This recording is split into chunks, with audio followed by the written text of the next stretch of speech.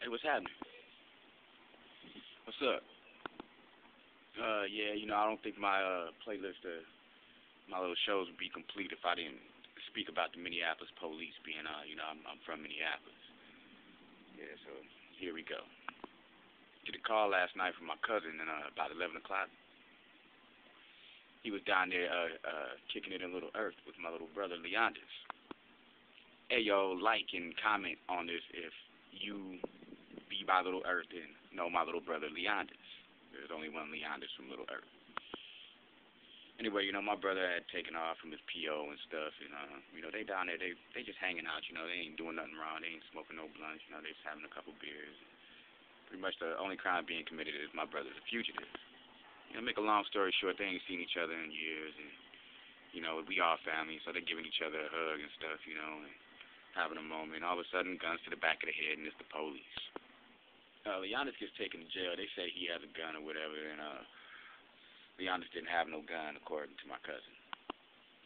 They snuck up on him like that because he's known to take off, and he grew up down in that neighborhood. So the police that work that neighborhood and work Little Earth, the whole neighborhood knows Leandis. They know his family, and they know me. You know what I'm saying? So that's home down there. You know what I mean? The whole Phillips neighborhood is home. The Phillips neighborhood is also a Code 4 neighborhood. There's other Code 4 areas in Minneapolis. You got the South Central area. You got the Franklin, Elliott Park area is also a Code 4 area. Block E, Hennepin Avenue definitely is a Code 4 area.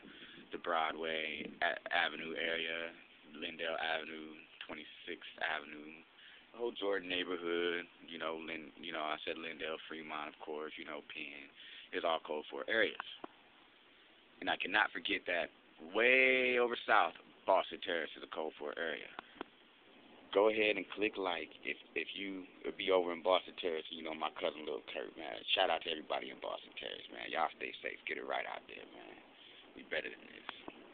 We really got to think about what we have in common. And what we have in common is the stuff that goes on, in them neighborhoods. And it's no secret. You can go get a bag of weed. You can get a rock. You can buy, drinks underage and after hour. You could probably pick up a pistol and, get you a prostitute all at the same time, right?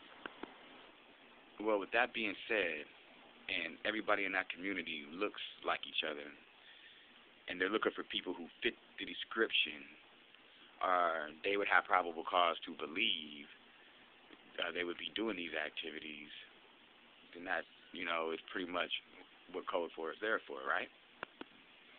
Man, also like this video if you know that the Minneapolis Police Department is nothing but a bunch of gangsters.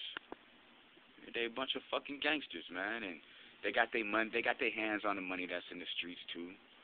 They're not gonna stop the gang violence because that's job security, and they're recruiting some of these kids, and they sending them back out there, and they make a joke about all this stuff, and they watch us kill ourselves. Personally, over south, I used to sell weed, man, and and every now and then I'd have my little heater on me or whatever, and, but I was a weed man, I used to be on 26th and Chicago Avenue, 34th and Oakland, Franklin, and Bloomington, Cedar Avenue all day long, I mean? I ain't glorifying all that. I'm glorifying the fact that I don't do that shit no more. I done moved on and grew up, but even Dave Thunder, everybody knows that cop, and he stopped me once, and, I was with the Native Mob dudes, and goes through my pocket, pulls out my baggies and my scale, and he tells me in my ear, he said, I'm just waiting for a little fucker like you to get smart with me so I can take you down to the river and kick your ass. Don't think I won't do it. I'm like, hey, I ain't got nothing to say to you, and he pulls out my baggies and my scale and shows it to me. And that man told me, he said, I don't give a fuck about no weed. I like weed myself. Let me catch you down here with some guns and some crack, and I'm kicking your fucking ass. Hey, I dig that to a certain extent, man, but was all that really necessary?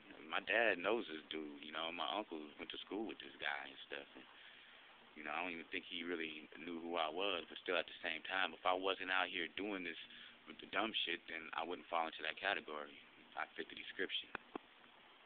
What if, like, people who drove lowriders and got gold teeth and listened to rap music and got, tattoos all on their arm and stuff, and stuff like that? What if they were like doctors and lawyers and preachers and and teachers and you know, the guy at the butcher shop, and you know, the guy who delivers your Schwann's delivery from the Schwann's guy and stuff. What if that was the description? You know, what if?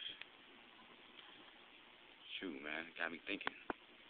Why can't the description for a stand-up person be the brother with baggy jeans and cornrows? You know, the brother with dreads and stuff like that. You know, the so-called gangster image. Why it can't be that? I'm about to tell you why. Because the main people doing these things are the drug dealers, are the pimps. And hey man, I like them cars, and I like the gator shoes, and I like the suits, you know, and shit, you know what I mean, and the fancy canes and stuff. I got shot in my leg. I got a little limp, and it's rainy. My shit hurts, you know what I mean. I walk with a cane sometimes. I get old, you know, flat out. Really, people, man, no matter what color you are, man, if that's your swag, whatever, how you do your thing, it's up to us to change what that means. You know, it's only gonna mean exactly what it looks like. It's this principle of if it walks and squawks and swims like a duck, that's what it is. You know what I mean? And it looks like one, and it walks and talks like one. It swims and flies like one. So that must be what it is, right? Well, as much as we don't like to admit it, we live in a prejudiced society. Prejudice is not racism. It means you judge something by looking at it without knowing nothing about it. I have to remind you guys that I just look like this, okay? And the world would be a cold place if I actually went back to the way I was. You know, it's a good thing that I changed. And, you know, any one of us can say that. You know, it's just like my grandma Mac would say, in order to get somewhere, you got to get to moving. You take your feet, you pick them up, and you put them down. You don't stop till you get to where you're going. If you can't get out the hood, man, make the hood good. Not good by you could just go up the street and have 5 different weed men to choose from, and, you know, the other hoods ain't going to mess with you. No, unify the hoods, y'all. We were, if you look at it metaphorically, we were born into this world inheriting a garden full of weeds. And we didn't know the difference between the real plants and the weeds. And so now some of us are noticing the weeds in the garden, drug dealers and the pimps and prostitutes and the people who feel like they can't get right, which is a lie, because we can all get right. We becoming parents, so we leaving that life. We saying we don't want our kids to inherit a garden full of weeds. And so what are you going to do? Are you just going to leave it like this? What condition are you going to leave this world in for your babies? I'm raising my kids to never ever have to go down this road and be able to recognize the ones that do. And don't raise your children to be the ones that do. Because there's a place for them just like there's a place for you. And I wouldn't wish that on none of y'all. I know this video is kind of long, but I'm speaking some real stuff here. I want you guys to realize that we can't blame the police. If we ain't out here doing the wrong thing and the police come and mess with us, they're going to look really foolish. They're going to end up losing their job. And then they can't just say that we're making this shit up, that we're just whining and stuff and giving, you know, because, you know, the police are messing with us and kicking our ass and stuff. If we ain't doing this stuff, y'all, then they ain't going to be kicking our ass. All right, and I'm going to end the video with this, man. I was given an opportunity, y'all, anybody who's 18 or older, okay, I was given an opportunity to start a business. It's all commission. You know, we all out here, you know, we getting ours anyway. I know there's a lot of go-getters out there. Let me get trained in, man. My title is sales director. As long as you have internet access, and you do because you're watching this video, contact me in my inbox, and, you know, I'll let you know how to, you know, get employed with me. And I'll show you how to do it. Everything I learn, I'll give to you. I got a good brother teaching me how to do this. Anything that'll get us up out these streets and quit giving the world an excuse to call us niggas and treat us like this. We got to love ourselves, and we got to respect ourselves and value ourselves before anyone else will. And if us, you know, the bottom of society can rise up, then I know it'll be fresh, man. It'll be dope. It'll be a, you know, inspiration to everybody else who didn't even have it as bad as us. You know, they'll say we can get right if they can. All right, y'all. You know, I ain't even gonna say the tagline. I'm just gonna wish y'all peace. I'm EB. I'm out.